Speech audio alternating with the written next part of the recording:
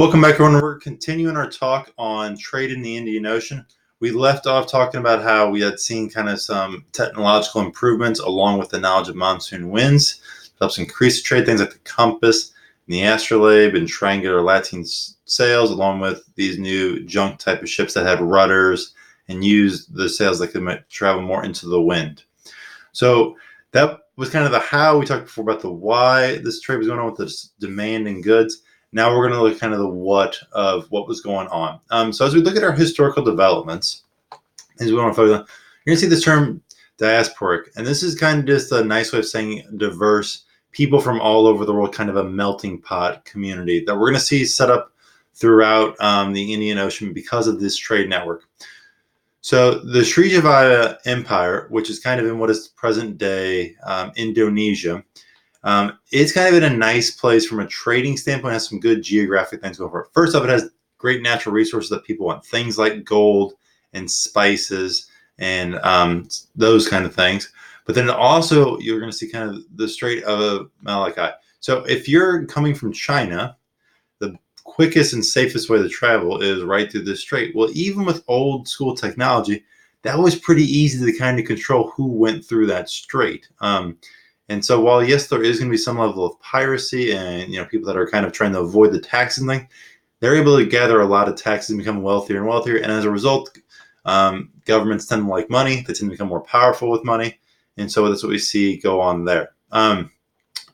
Further to the west, we've got India, and this kind of Indian culture, Sanskrit writing becomes more popular throughout the region.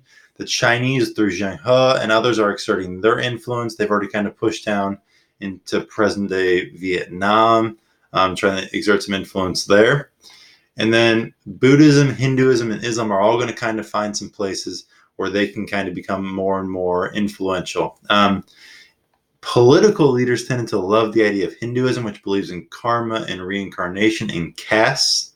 So if you're a political ruler, a religion that says, you earned your spot in society based on how you lived in a past life, that tends to be fairly appealing. At least the more godlike kings kind of from our perspective. So the political leaders like that.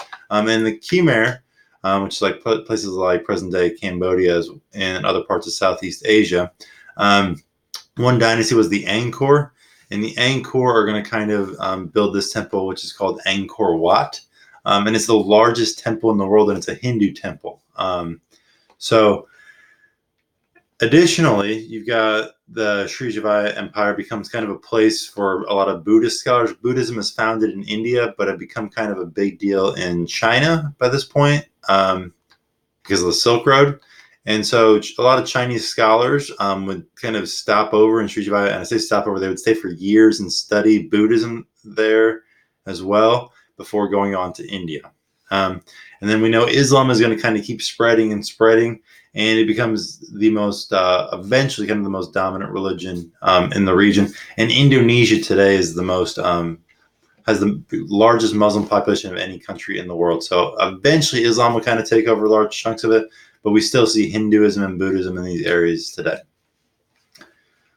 In East Africa, it's kind of the opposite edge of the trading network.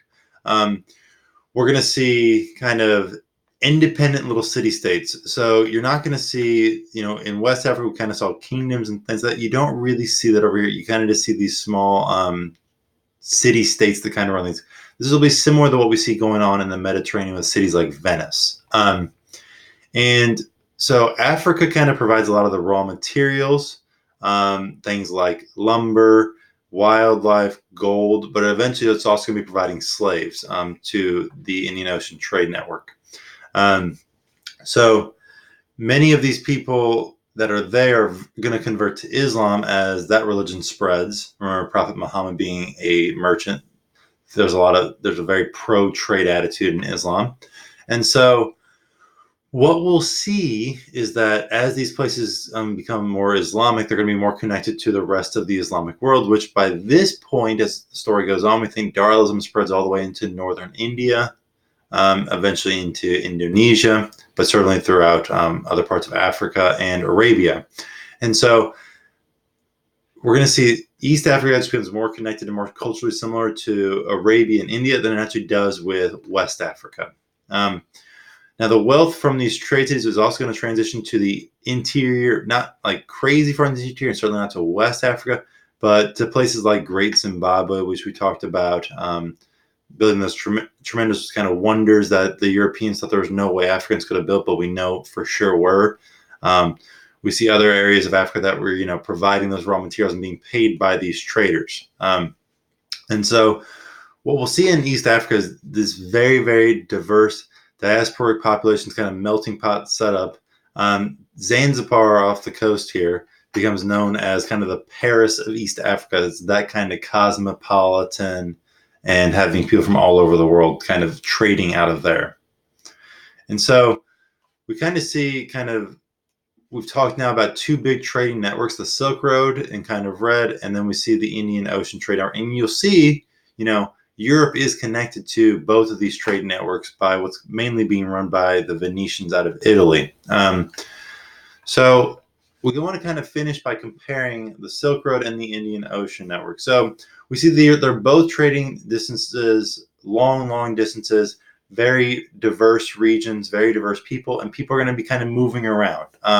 The Silk Road we saw with the Mongols, there was more a forced relocation of people. But there's also going to be what we see in the Indian Ocean network. Merchants just choosing where they go, where they feel they can make the most money. We saw that in both the Silk Road and with the Indian Ocean network. We see the religion being spread, Islam, but also we see Hinduism and Buddhism. States in these city-states are going to benefit. They're going to tax that. They're going to want to personally help boost the economic activity that's going on.